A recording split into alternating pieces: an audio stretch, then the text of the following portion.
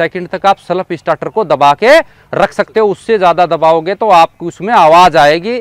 गाड़ी का पूछता है कि आपको कौन सी गाड़ी का कितना दबा के रखना है, तो लाइट मोटर व्हीकल है जितना इनका 3 से 5 और बड़ी का है 5 से 10 सेकंड तक आप उसको दबा के रख सकते हो। फिर उसके बाद में आपको गाड़ी को स्टार्ट करना। सेल्फ स्टार्टर को दबाते समय ध्यान में रखने वाली बातें ये हैं, कभी भी आप जो गाड़ी को स्टार्ट करते हो तो स्टार्ट करते समय बहुत सारे अभ्यर्थी क्या करते हैं, किसी में गाड़ी का जो चाबी है वो लगा हुआ नहीं रहता, किसी में लगी हुई होती है। तो सेल्फ स्टार्टर कोई तो जो चाबी से स्टार्ट होती है, किसके अंदर में जो सेल्फ का जो ऐसे छोटी गोल सी काली सी गुग्गी होती है उसको दबा के करना पड़ता है। आप DSSB का टेस्ट दोगे, SSB का दोगे तो उसमें जो हैवी मोटर व्हीकल है उनके अंदर में सेल्फ में काले वाला सेल्फ स्टार्टर है। तो अभ्यर्थी क्या करते हैं, यदि किसी का इधर भी लगा होता है किसी का उधर भी, तो बहुत सारे जो स्टीयरिंग के अंदर से हाथ दे के उसको दबा देते हैं। यह चीज कौन ऑब्जर्व करता रहता है, जो जिसके पास में आपके टेस्ट दे रहे हो उसके बगल में ऑब्जर्वर बैठा रहता है, वो आपकी गलतियां वाच करता रहता है कि इसने कौन कौन सी जो है गलती की। फिर सेल्फ स्टार्टर को हम जब दबाते हैं, दबाते समय क्या करते हैं, सब बहुत सारे लोग जो है गाड़ी के उस पे एक्सीलेटर पर पैर रखते हैं, जो कि बिल्कुल गलत है। एक्सीलेटर पे गाड़ी को स्टार्ट करते समय कभी भी एक्सीलेटर पर पैर नहीं रखना चाहिए, गाड़ी को बगैर उसके करना चाहिए। एक किसी भी इंजन की किसी भी गाड़ी की स्लोरिंग कितनी होती है, स्लोरिंग कितनी होती है, 5 से 10 तक उसकी स्लो स्पीड होती है। ये यदि स्लो स्पीड 0 होगी तो कोई भी इंजन है जो है स्टार्ट नहीं होगा। और इंजन कौन से सिद्धांत पे कार्य करता है, आंतरिक जो है वो ताप ऊर्जा को मैकेनिकल ऊर्जा में बदलता है। किस में बदलता है, ताप ऊर्जा को मैकेनिकल ऊर्जा में बदलता है। तो 5 से 10 उसको कौन सी टॉपिक पर चल रहे थे, सलप को जो है स्टार्ट कर देंगे। जब स्टार्टर सलप हो जाता है उसके बाद में आपको क्या करना है, आपको यदि सामने जाना है या रिवर्स में जाना है, 2 ही गियरों का इस्तेमाल करना है। बात समझ में आ गई, 2 ही गियर का इस्तेमाल कर लेना है। आपको तीसरा या चौथा गियर नहीं डालना। हो सकता है लंबा है, एट ऑप्टिकल वगैरह है, तो आप जो है उसमें सेकंड गियर का इस्तेमाल कर सकते हो, अन्यथा आप जो है बड़े गियर का इस्तेमाल नहीं करना। बड़े गियर की चाल जो है बड़ी होती है, उससे गाड़ी की स्पीड ज़्यादा होगी, झटका होगा और आप बंद होगी और आप फेल हो जाएंगे। और उसकी जो स्लो रनिंग है उसको स्लो रनिंग से ही आपको जो है चलाना है। उसके बाद जो ऑप्टिकल है उसका खाका अपने दिमाग में बैठाया है। उसके बाद जब आप इसको चालू करते हो तो चालू करते समय कोई भी ऑप्टिकल होता है, ये उसकी जो बाउंड्री होती है, ये उसकी बाध्य सीमा होती है, ये बहुत ज़्यादा उपयोगी होती है। बात समझ में आ गई, ये बोलती है कि मेरा इस्तेमाल करो, आप कभी अपनी लाइफ में फेल नहीं हो सकते। क्या बोलती हैं, मेरा इस्तेमाल करो, आप कभी अपनी लाइफ में फेल नहीं हो सकते। ये बाधाओं का इस्तेमाल करने का तरीका ये है कि आप इनको ये जो लाइनें हैं टेकिंग लाइन, इनका इस्तेमाल करते हुए यहाँ चलना। जैसे अभी हम मान लेते हैं अपने को यहाँ से ये गाड़ी यहाँ पार्क करनी है, तो बहुत सारे अभ्यर्थी क्या करते हैं कि अपनी एकाग्रता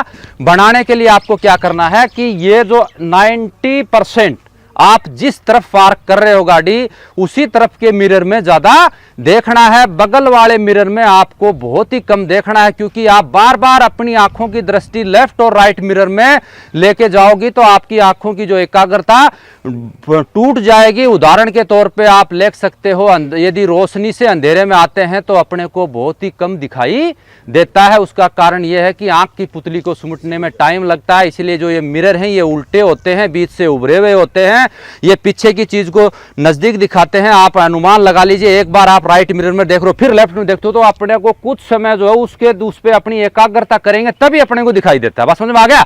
तो आपको जिस तरफ आपको टेस्ट देना है, यहां देना है, तो आपको इस मिरर में ही ज्यादा देखना है, इस मिरर में आपको बिल्कुल नहीं देखना। उदाहरण के तौर पे मैं बोलता हूं कि ये जो रोड है और ये रोड के बीच में सफेद सफेद जो है पट्टी कटी हुई है, और ये चिड़ावा से कहां जा रही है, सिंघाना जा रही है। बात समझ में आ गया, चिड़ावा से कहां जा रही है, सिंघाना जा रही है। ये रोड के बीच में कटी हुई सफेद सफेद लाइनों का क्या मतलब, ऐसे कटी हुई लाइनों का मतलब कि आप ओवरटेक कर सकते हो, ये सिंगल वे रोड है।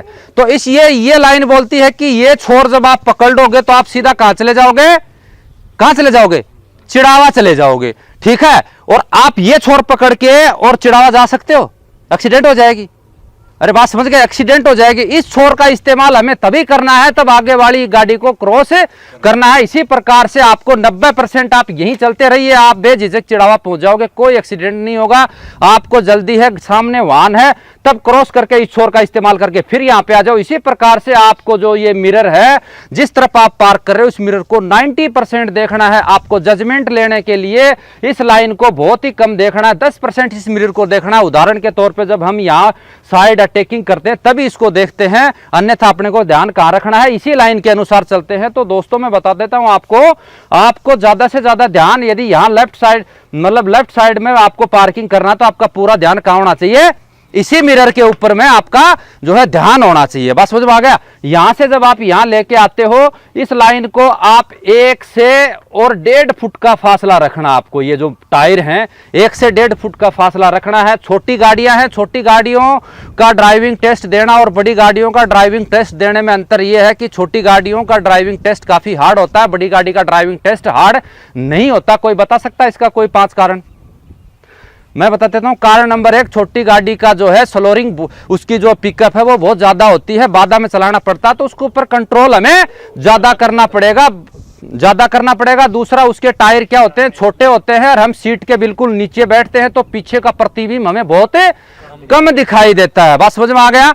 और उसके अंदर में जो मिरर लगे हुए हैं वो मिरर भी क्या होते हैं, छोटे होते हैं। बात समझ में आ गया।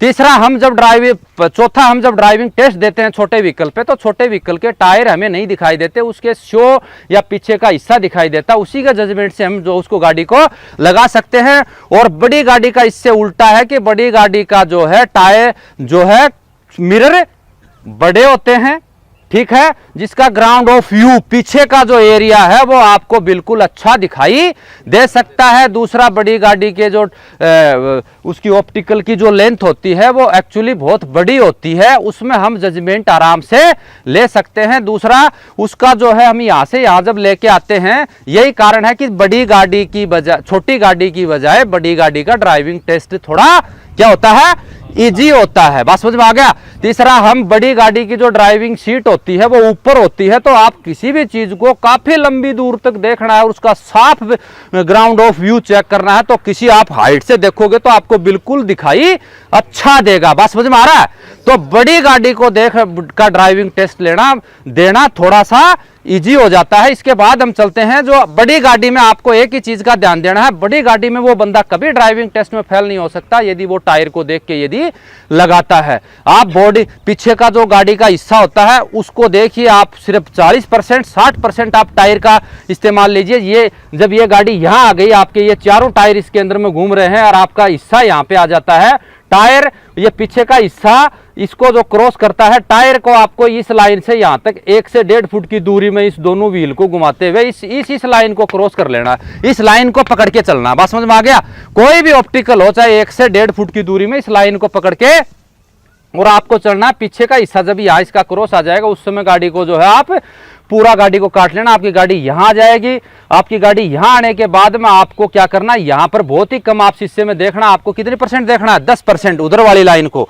जब आप इसको देखते हो, इसको देख के जब आप गाड़ी को लगाते हो, यहां आने के बाद आपको क्या करना है, आपको देखने की क्षमता चेंज हो जाती है, यानी 40% दोनों मिरर को देखना है, 20% कहां देखना है, सामने बोनट पे देखना है। जब गाड़ी आपकी यहां आ गई, आपका कोई भी गाड़ी आप लगाते हो, ये जो अटैकिंग लाइन जहां से आपने काटा था उसमें से जो आपका जहां ड्राइव सीट पर बैठते हो इसका जो हिस्सा यदि उस ऑप्टिकल के बराबर आ जाता है, वहां पर आप गाड़ी को क्या करना, बिल्कुल पूरा सीधा काट लेना। आपकी गाड़ी बिल्कुल पूरी सही आएगी। फिर उसके बाद में पहले हम जो पार्किंग कर रहे थे उस समय क्या कर रहे थे कि एक ही शीशे को ज्यादा देख रहे थे।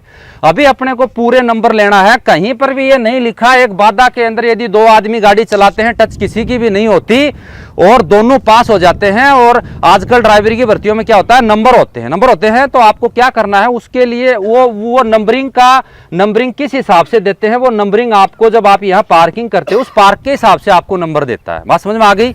अभी इसकी मैं कहानी आपको बताऊंगा। जब आपकी गाड़ी यहां आ गई, आपने सीधा कर लिया, मेरी गाड़ी थोड़ी इधर है, मेरा जो है राइट साइड की तरफ मेरी 4 से 5 फुट की दूरी बची हुई है। इससे मेरी दूरी कहां बची हुई है, मात्र 2 फुट की दूरी बची हुई है। तो गाड़ी थोड़ा आप पीछे से देखेंगे तो ये बोल रहा है कि इसको जजमेंट नहीं है, ड्राइवर का अपने व्हीकल पर कंट्रोल नहीं है, दी हुई हदों के सेंटर में नहीं लगा पा रहा है, तो इसका मतलब इसको ड्राइव क्या आती है, कम आती है। बात समझ में आ गया। वो उसको ये चीज माइंड कर जाएगी और वो क्या करना है कि वो आपको उसी हिसाब से नंबर देंगे और आप इसी क्रम को दोहराते हुए और आप गाड़ी यहां खड़ी कर देते हो, यहाँ 3 फुट की जगह छोड़ रहे, यहाँ पर आप 2 फुट की जगह छोड़ रहे हो और यहाँ पर 4 फुट की जगह छोड़ रहे हो। आप खुद देख लो ये भद्दा लगता है कि या नहीं लगता। आप खुद अपना जो है जज बन जाना। जब आप तैयारी करते हो बड्डी में रहो, दूसरे से पूछो कि मैंने क्या गलती की है, मैं उसको दोहराऊं कैसे, मैं उसको सही कैसे करूं।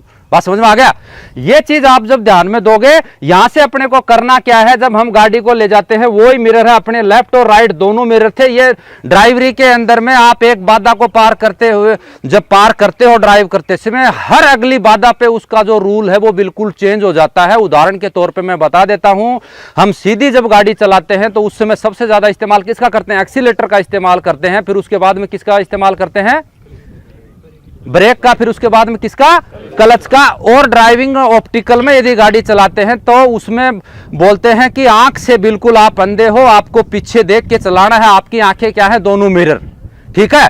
सीधी रोड पे चलाते समय बोलते हैं कि ध्यान कहां रखना, सीधे पे। और इसमें बोलता है कि सामने आंख से अंधे हो, आपकी आंखें हैं दोनों साइड के मिरर, उल्टा हो गया। और सीधी गाड़ी चलाते सबसे ज्यादा एक्सीलेटर, फिर उसके बाद में क्लच, फिर उसके बाद में ब्रेक। इसमें बोलते हैं ऑप्टिकल में चलाते हैं सबसे ज्यादा एक्सीलेटर, वो सॉरी क्लच, उल्टा आ गया ना। रोड पे चलाते हैं तो उसमें किसका इस्तेमाल ज्यादा करते थे, एक्सीलेटर का, और सबसे कम किसका, क्लच का। इसमें सबसे ज्यादा इस्तेमाल किसका है, क्लच का। फिर उसके बाद में किसका है, ब्रेक का, और फिर उसके बाद में एक्सीलेटर का। तो आप मान लो कि ये ड्राइविंग टेस्ट एक उल्टी विद्या है। तो जब हर पॉइंट को आप क्लियर करते हो तो उसका जो है फार्मूला चेंज होता रहता है। पहले मैं बोलता था कि यहां पर आपको कितना देखना है, सिर्फ 90, उधर कितना देखना है, 10, यहां बदली हो गया। आपको 20%, 40 इधर देखना है, 40% आपको इधर देखना है, 40% यहां देखना। 40% का मतलब यह नहीं है कि सर प्रतिशत कैसे निकालें। इस मिरर का जजमेंट भी लिया, उसका भी लिया, इसका भी लिया, बोनेट पे भी देखा। उदाहरण के तौर पर जब यहाँ 40% दोनों तरफ देखेंगे तो मेरी गाड़ी इधर है, तो यहां से काटते काटते मैं इसको कहां लेके आ जाऊंगा, गाड़ी को यहां सेंटर में लेके आ जाऊंगा। तो उदाहरण के तौर पर जब एक आदमी इस तरफ अपने बाईं तरफ देख रहा है, अपनी दाहिनी तरफ देख रहा है, और वो पीछे को मूव करेगा तो वो चाहे बिल्कुल पीछे मूव कर जाओ, उसको बिल्कुल नहीं दिखाई देगा, नहीं देगा ना। और सामने देखता हुआ यदि उसके एक कदम भी तिरछे होंगे तो उसको पता चल जाएगा कि मैं लेफ्ट जा रहा हूं और या राइट जा रहा हूं। जब भी आप गाड़ी पार्किंग करते हो तो 40% राइट साइड के मिरर को देखो, 40% लेफ्ट साइड के मिरर को देखो, और 20% अपनी बोनेट की तरफ सामने देखना गाड़ी को कि मेरी गाड़ी तिरछी जा रही है या सीधी जा रही है। और ये जो अटैकिंग लाइन है, इन लाइनों को हमेशा ध्यान में रखते हुए आप गाड़ी को बिल्कुल सेंटर में लगाओगे। सेंटर में लगाओगे तो जो आपका टेस्ट